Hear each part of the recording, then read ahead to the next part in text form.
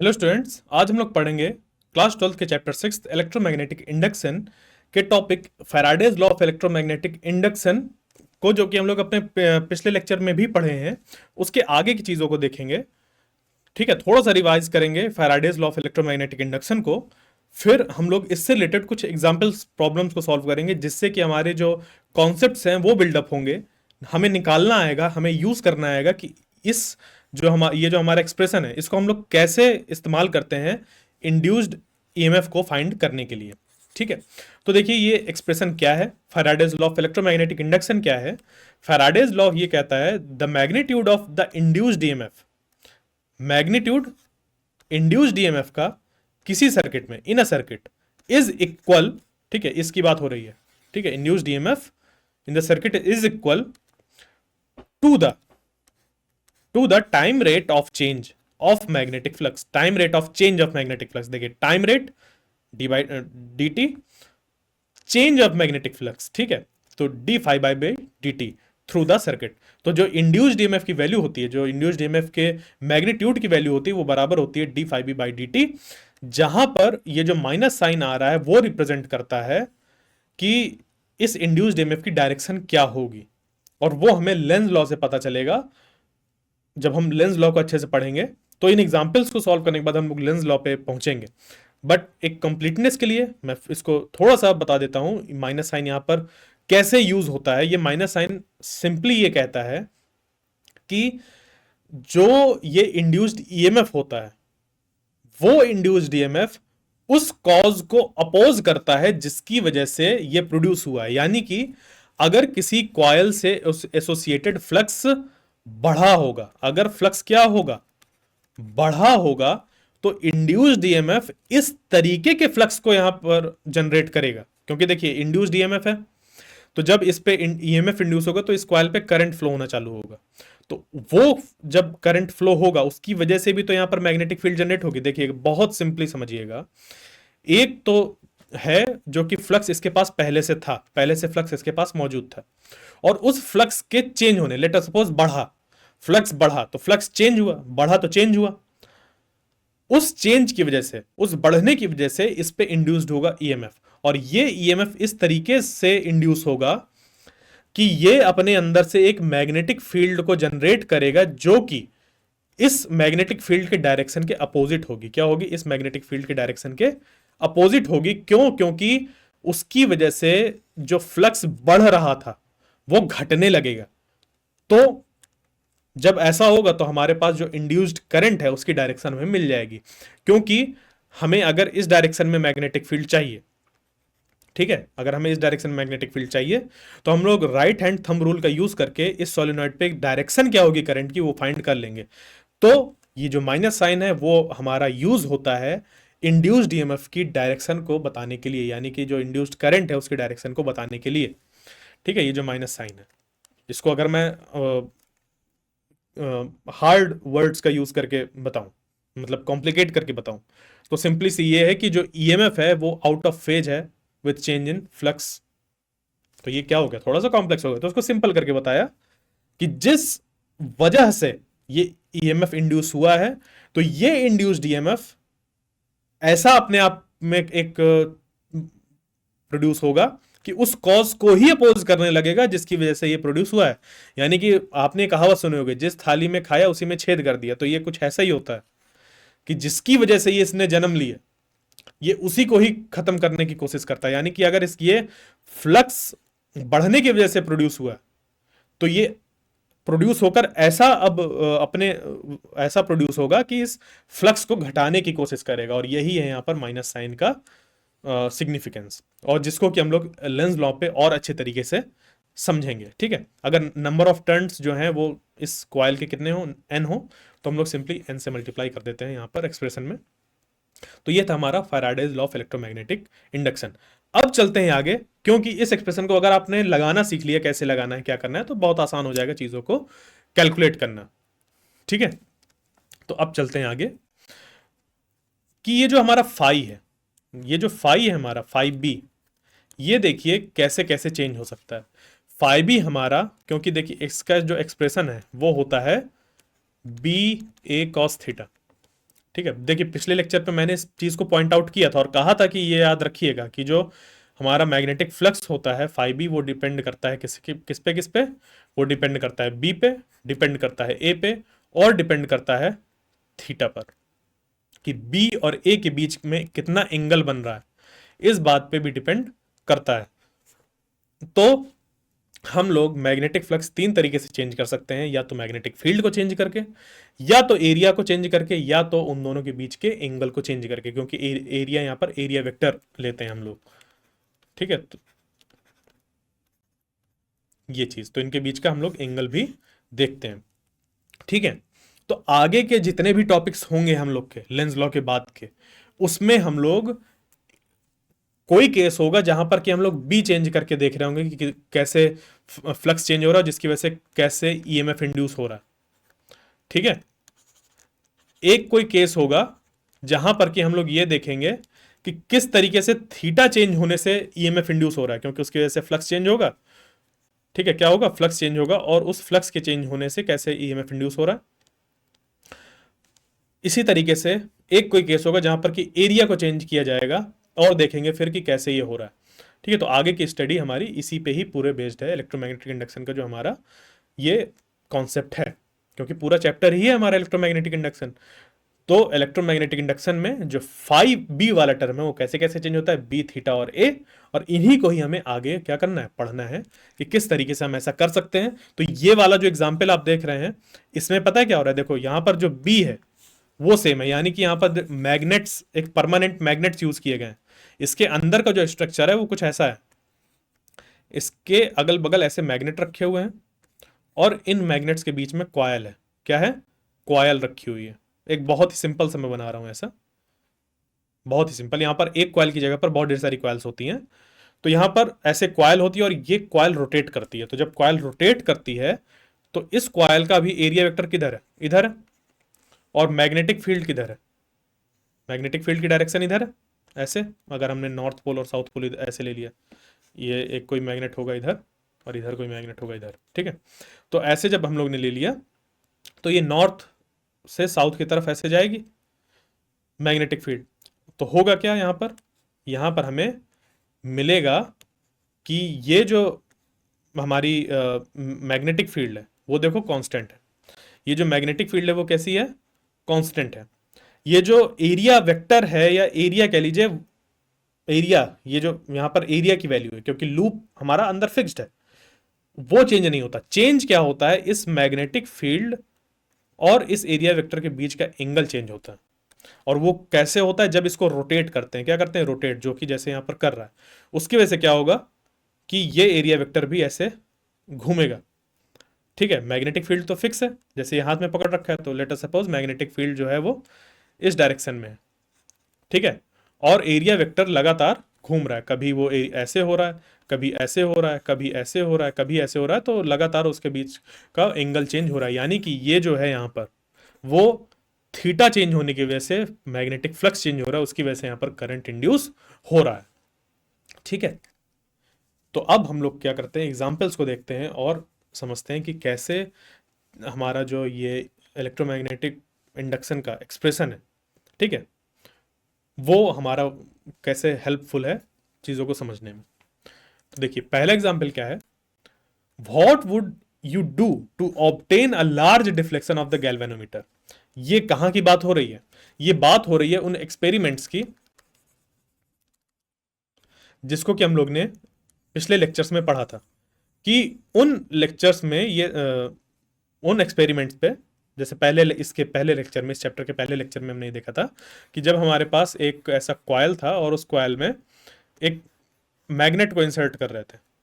ठीक है, तो हमें ये, क्योंकि जुड़ी हुई थी एक गैल्वेनोमीटर से, तो हमें डिफ्लेक्शन मिल रहा था। तो हम क्या कर सकते हैं कि डिफ्लेक्शन बढ़ जाए, लार्ज डिफ्लेक्शन।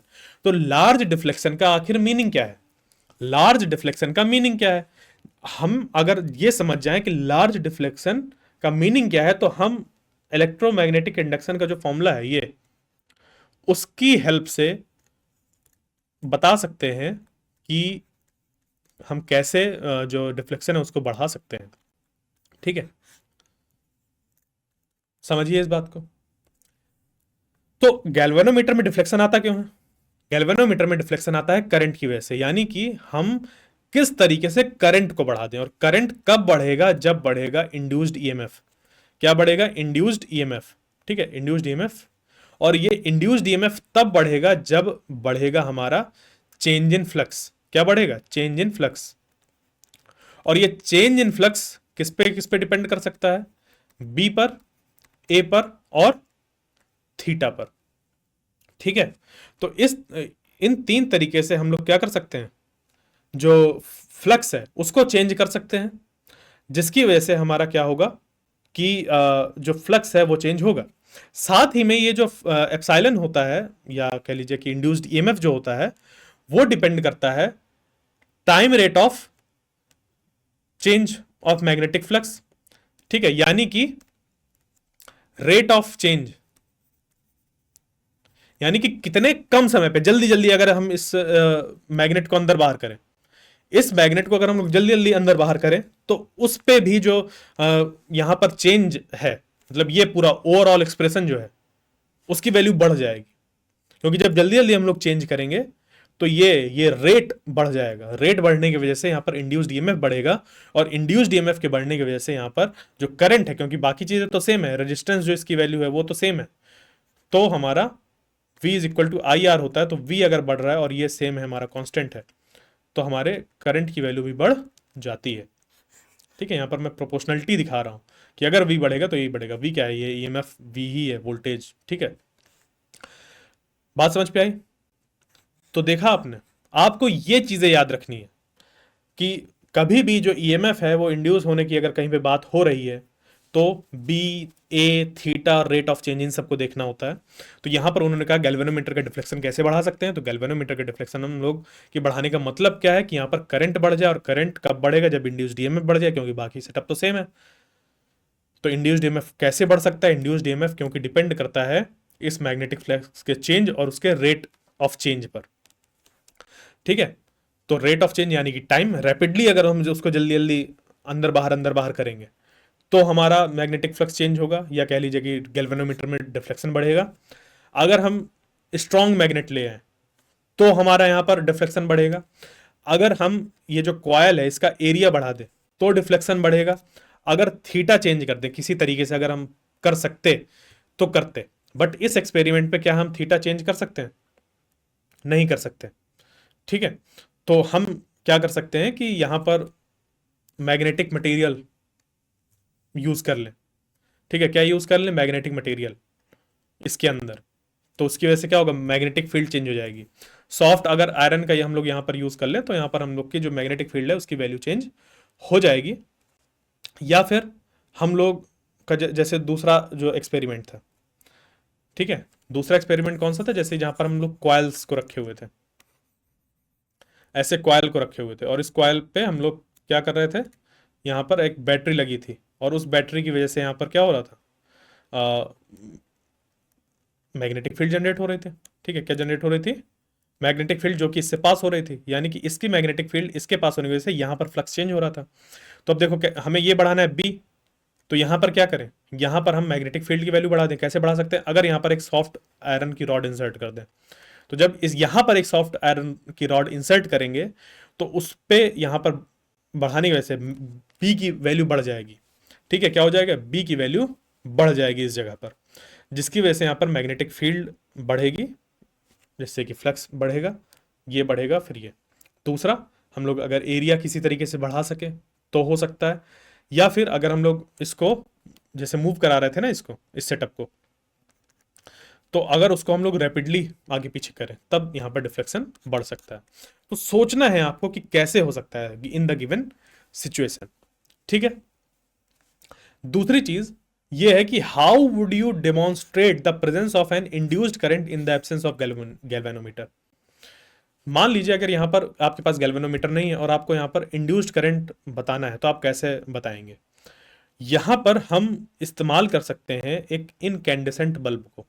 इनकैंडेसेंट बल्ब क्या होता है? ये इनकैंडेसेंट बल्ब पे अंदर टंगस्टन की वायर होती है, जो कि इस पे पास होने वाले करंट की वजह से हीटअप होती है और यहाँ पर ग्लो शो करने लगती है। तो अगर हमारे पास गैल्वेनोमीटर नहीं तो यहाँ पर हम लोग इनकैंडेसेंट बल्ब यूज कर सकते हैं, जो कि क्या प्रोड्यूस करेगा, ग्लो प्रोड्यूस करेगा, जिससे कि हमें पता चल जाएगा। ठीक है, यहाँ पर मैंने एलईडी का नाम नहीं लिया या किसी और तरीके के बल्ब का इस्तेमाल नहीं किया, क्योंकि उनके पास एक कट ऑफ वोल्टेज होता है, जो कि हम जब इस क्लास 12 के चैप्टर 14 को पढ़ेंगे, ठीक है, इलेक्ट्रॉनिक डिवाइसेस के बारे में, तब जानेंगे। बट अभी क्या है, सिंपली ये होता क्या है, इस पे इनकैंडेसेंट बल्ब पे एक सिंपल सी वायर, जैसे इस पे करंट फ्लो करता है वैसे ही ये ग्लो करता है। जितना ज़्यादा करंट होता है ये उतना ज़्यादा ग्लो करता है। तो इसी वजह से हम लोग इसको यूज़ कर सकते हैं गैल्वेनोमीटर की जगह पे, क्योंकि गैल्वेनोमीटर में जितना ज़्यादा करंट होता है तो उतना ज़्यादा डिफ्लेक्शन, और यहाँ पर जितना ज़्यादा करंट उतना ज़्यादा यहाँ पर ग्लो। तो गैल्वेनोमीटर को ये रिप्लेस कर सकता है इनकैंडेसेंट बल्ब, छोटे छोटे। ठीक है, येलो लाइट वाला जो बल्ब आता है ना, येलो कलर का, अब वो बहुत कम देखने को मिलते हैं, बट फिर भी आपने नोटिस जरूर किया होगा, पहले आपने जरूर देखे होंगे। ठीक है, तो उस तरीके के छोटे बल्ब को हम लोग इस्तेमाल कर सकते हैं। ठीक है, अब चलते हैं आगे और देखते हैं एक दूसरे एग्जाम्पल को, जहां पर कि हमारे पास क्या है, a square loop of side 10 centimetre and resistance 0.5 ओम। ठीक है, एक स्क्वायर लूप है, एक स्क्वायर लूप जिसका की साइड है 10 सेंटीमीटर, स्क्वायर है 10 सेंटीमीटर, 10 सेंटीमीटर। ठीक है, is placed vertically in east west plane. East west plane, देखिए पेपर में जब भी ईस्ट वेस्ट ड्रॉ करते हैं तो ईस्ट वेस्ट नॉर्थ साउथ ऐसे ड्रॉ करते हैं हम लोग। ठीक है, तो ईस्ट वेस्ट प्लेन यानी कि एक ऐसा प्लेन जो ईस्ट टू वेस्ट ऐसे रखा हो, ईस्ट टू वेस्ट। ठीक है, यानी कि अगर हमारा ईस्ट वेस्ट डायरेक्शन हम लोग ऐसे बनाए, तो ये वाला जो प्लेन है, ठीक है, अगर ये नॉर्थ को रिप्रेजेंट कर रहा है, साउथ को रिप्रेजेंट कर रहा है इधर, तो ये जो है ये ईस्ट वेस्ट डायरेक्शन वाले प्लेन को रिप्रेजेंट करेगा। ठीक है, ये जो यहां पर है वो हमारा कुछ इस वाले प्लेन को रिप्रेजेंट कर रहा है, यानी कि ये जो यहां पर ऐसे रखा होगा, इसको मैं थोड़ा ऐसे टेढ़ा अगर बना दूं, ठीक है, ऐसा जो रखा होगा ईस्ट टू वेस्ट। ठीक, उसके बाद a uniform magnetic field of tesla of this 0.1 tesla is set up across the plane in the north east direction. यहां पर जो मैग्नेटिक फील्ड है वो इस प्लेन में सेटअप करी गई, किस डायरेक्शन में, नॉर्थ ईस्ट डायरेक्शन में, यानी कि जो मैग्नेटिक फील्ड है, ठीक है, वो उसका डायरेक्शन है नॉर्थ ईस्ट, ऐसी ऐसी मैग्नेटिक फील्ड की डायरेक्शन है। ठीक, तो the magnetic field is decrease to zero in 0.7 seconds. यहां पर जो मैग्नेटिक फील्ड है उसको डिक्रीज कर दिया गया टू जीरो, कितने सेकंड्स पे, 0.7 सेकंड्स पे, यानी कि मैग्नेटिक फील्ड की वैल्यू जो कि इनिशियली हमारी 0.1 टेस्ला थी, वो फाइनली कितनी हो गई, जीरो हो गई। तो यहां से यहां तक आने में कितना टाइम लगा, 0.7 सेकंड्स। इतने टाइम पे ये रिड्यूस हो गई इसकी वैल्यू। ठीक है, तो हमें बताना है determine the magnitude of induced EMF, हमें बताना है induced EMF and current during this time interval. तो इंड्यूस्ड ईएमएफ का फॉर्मूला क्या होता है हमारा, वो होता है minus D phi P by D T. ये हमें निकालना है। ठीक है, इसको हमें बताना है। ठीक है, तो इसी को अगर हम लोग सिंपल करना चाहें तो इसको लिख सकते हैं minus change in flux divided by change in time. तो डेल्टा टी क्या हो गया हमारा, 0.7 सेकेंड, यहां से यहां तक चेंज इन टाइम यही तो है, और चेंज इन फ्लक्स कितना हो जाएगा वो हम फाइंड करेंगे, क्योंकि पहले तो मैग्नेटिक फील्ड इतनी थी, फिर उसके बाद घट के इतनी हो गई। तो इसको हम लोग निकालेंगे ऐसा कि अब देखो जो हमारा बन रहा था वो ऐसा बन रहा था, ईस्ट टू वेस्ट डायरेक्शन में प्लेन था अगर, ठीक है, तो एरिया वेक्टर की डायरेक्शन जो होगी वो इस डायरेक्शन में होगी, और जो मैग्नेटिक फील्ड की थी डायरेक्शन वो थी नॉर्थ से ईस्ट की तरफ, ऐसी। तो अगर हम लोग एंगल देखें इस एरिया वेक्टर और मैग्नेटिक फील्ड के बीच में, तो ये एंगल 45 बन रहा है। तो जो थीटा था वो हमें पता चल गया 45 डिग्री, क्योंकि देखो फाई का जो एक्सप्रेशन होता है वो होता है बी ए कॉस थीटा, हमें ये जानना जरूरी है, तो थीटा पता कर लिया। उसके बाद एरिया हमें गिवन है, एरिया कितना गिवन है,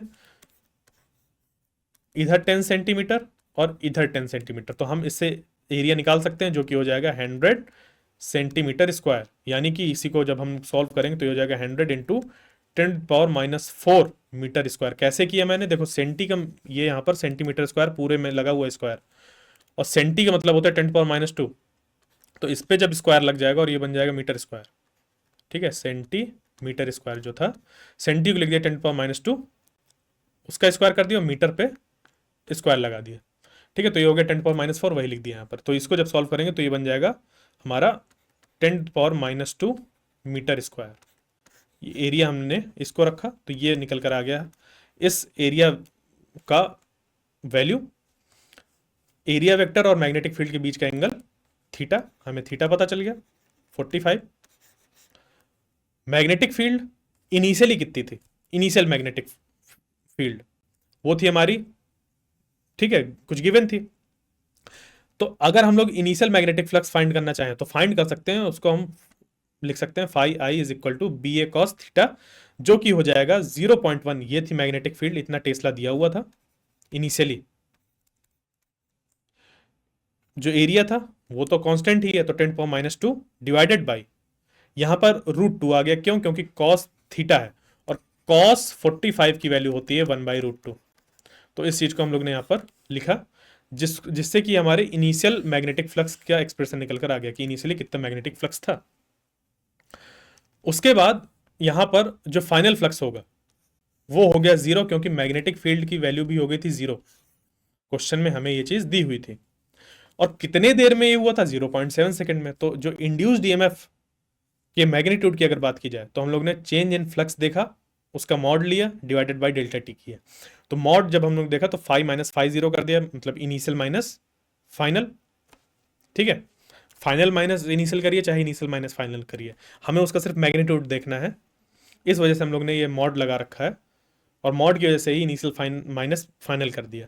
इनिशियल की वैल्यू हमें निकल कर आ गई कितनी, 10⁻³ डिवाइडेड बाई √2, ये निकल कर आई थी इनिशियल की। तो इनिशियल माइनस 0 यानी कि इतना ही रहेगा, और इसको डिवाइड कर दिया कितने टाइम पे चेंज हो रहा है, और वो हो गया 0.7। तो ये निकल कर आ गया हमारा कितना, 1 मिली वोल्ट, 1.0 मिली वोल्ट, या फिर सिंपली कहें कि 1 मिली वोल्ट। ठीक है, ईएमएफ की वैल्यू भी हमारी वोल्ट्स पे ही मेजर करी जाती है। मिली ये हमारा मल्टीप्लायर हो गया, जो कि होता है 10⁻³ ठीक है, तो इसको हम लोग लिखना चाहें तो लिख सकते हैं 10⁻³ वोल्ट्स। इतना उस पे ईएमएफ इंड्यूस हो जाएगा। इतना तो निकल कर आ गया ईएमएफ। अब हमें बताना है इस पे इंड्यूस्ड करंट को। तो ईएमएफ पता चल गया, सिंपली अब हम लोग लगाएंगे Ohm's law, V is equal to IR, और हम लोग निकाल लेंगे, R की वैल्यू दी हुई थी। ठीक है, तो जो I हो जाएगा वो हो जाएगा EMF divided by R, 10⁻³ volt divided by 0.5 ओम। तो ये हमारा सॉल्व होकर निकल आएगा 2 मिली एम्पियर। यानी कि अगर हम लोग उस पर मेजर करें, जो भी हमारा पूरा सेटअप था उसमें हमें 2 मिली एम्प्स का करंट देखने को मिलेगा, और उसमें जो वोल्ट ईएमएफ इंड्यूस होगा वो हो जाएगा 10⁻³ वोल्ट्स। ठीक है, क्लियर यहां तक? ठीक है, इस एग्जाम्पल को यहां पर रखने का मीनिंग क्या है, वो ये है कि आपने अभी तक नोटिस किया हो चाहे ना किया हो, आपके मन में ये चीज जरूर आनी चाहिए थी कि जब इसको हम लोग ने यहां पर बनाया, ठीक है, ये जो था हमारा कि नॉर्थ साउथ ईस्ट वेस्ट ये था, और जो हमारा एरिया था वो ऐसा था। ठीक है, तो इस एरिया में जो हमारा फ्लक्स था वो एक तो जो मैग्नेटिक फील्ड लगाई गई थी ऐसी, उसकी वजह से था। दूसरा फ्लक्स था, देखिए ये हमारी अर्थ की magnetic field south to north होती है ना, अर्थ की मैग्नेटिक फील्ड की डायरेक्शन क्या होती है, साउथ टू नॉर्थ। ठीक है, इसको चैप्टर 5 में एक्सप्लेन किया है क्यों होती है। तो यहां पर हमारा साउथ टू नॉर्थ होती है अर्थ की मैग्नेटिक फील्ड की डायरेक्शन। तो एक सिंपल सा यहां पर क्वेश्चन आता है कि इस मैग्नेटिक फील्ड की वजह से हम लोग ने क्यों नहीं देखा इंड्यूस्ड ईएमएफ। तो इस वजह से नहीं देखा क्योंकि ईएमएफ तभी इंड्यूस होता है जब चेंज इन फ्लक्स हो। इस मैग्नेटिक फील्ड की वजह से जो फ्लक्स है वो एक्सपेरिमेंट के शुरुआत में और एंड में, यानी कि इनिशियली और फाइनली दोनों टाइम पर इसकी जो वैल्यू है वो सेम है, क्योंकि अर्थ की मैग्नेटिक फील्ड की वैल्यू चेंज नहीं हो रही, बी चेंज नहीं हो रहा, इस मैग्नेट ये यहां पर जो हमारा एरिया है उसकी वैल्यू चेंज नहीं हो रही, जो यहां पर थीटा है वो चेंज नहीं हो रहा, तो फ्लक्स चेंज होगा क्या? वो फ्लक्स जो कि होगा इस अर्थ की मैग्नेटिक फील्ड की वजह से, यानी कि अर्थ की मैग्नेटिक फील्ड की वजह से जो फ्लक्स है उसमें जो चेंज है वो है जीरो। वो कितना है? जीरो है, क्योंकि मैग्नेटिक फील्ड की वैल्यू कांस्टेंट है। तो जब चेंज जीरो है यानी कि हमारा उसकी वजह से किसी भी तरीके का ईएमएफ इंड्यूस नहीं होगा। इसी चीज को पॉइंट आउट करने के लिए ये एग्जाम्पल चूज किया गया है कि कभी भी हम लोग जब भी देखते हैं तो चेंज इन फ्लक्स देखते हैं, कभी भी ये नहीं देखते कि फ्लक्स है या नहीं है, उस फ्लक्स में चेंज हो रहा है कि नहीं। अगर चेंज नहीं होगा तो किसी भी तरीके का ईएमएफ इंड्यूस नहीं होगा, अगर चेंज हुआ तभी ईएमएफ इंड्यूस होगा। ठीक है, क्लियर? इसी वजह से जैसे हम लोग अभी बैठे हैं और यहां पर हमारे थ्रू मैग्नेटिक फ्लक्स जो है वो पास हो रहा है, या हम एक लूप को ऐसे लेके बैठ जाएं, ठीक है, यहां पर एक लूप को लेके बैठ जाएं और उस लूप को लेकर बैठने में हम सोचें कि अर्थ की तो मैग्नेटिक फील्ड यहां से पास हो रही है, तो ये क्यों नहीं इस पे करंट इंड्यूस हो जाता? नहीं होगा। क्यों? क्योंकि जब ये ऐसे रखा हुआ है उस केस में यहां से पास होने वाली जो मैग्नेटिक फील्ड की वैल्यू है वो होगी कांस्टेंट, जो इसका एरिया है वो है कांस्टेंट, जो एंगल है वो है कांस्टेंट। तो जब सब कुछ कांस्टेंट है तो किसी भी तरीके का ईएमएफ इंड्यूस नहीं होगा। अगर उसी लूप को, अगर उसी कॉइल को हम लोग रोटेट करने लगे या मूव कराने लगे किसी तरीके से, कुछ भी करो, फ्लक्स अगर किसी तरीके से उस पर चेंज कर दिया उससे पास होने वाला, तो डेफिनेटली उस पर ईएमएफ इंड्यूस होगा, और उस ईएमएफ की जो वैल्यू होगी वो फिर हम जो ये एक्सप्रेशन होता है minus D five by D T, इससे हम लोग फाइंड कर लेंगे। ठीक है, induced EMF is equal to minus D five by D T, इससे हम लोग उस चीज को निकाल लेंगे। तो हमेशा ध्यान दीजिएगा, चेंज इन फ्लक्स हम लोग ढूंढते हैं, हमेशा चेंज इन फ्लक्स को। क्लियर? तो आई होप जो आज की चीजें थी वो आपको समझ पे आई होंगी। हम लोग आगे इसी तरीके से जो इस पे आगे वाली चीजें जैसे कि लेंस लॉ वगैरह उसको हम लोग आगे डिस्कस करेंगे अपने नेक्स्ट लेक्चर में। तब तक के लिए थैंक यू।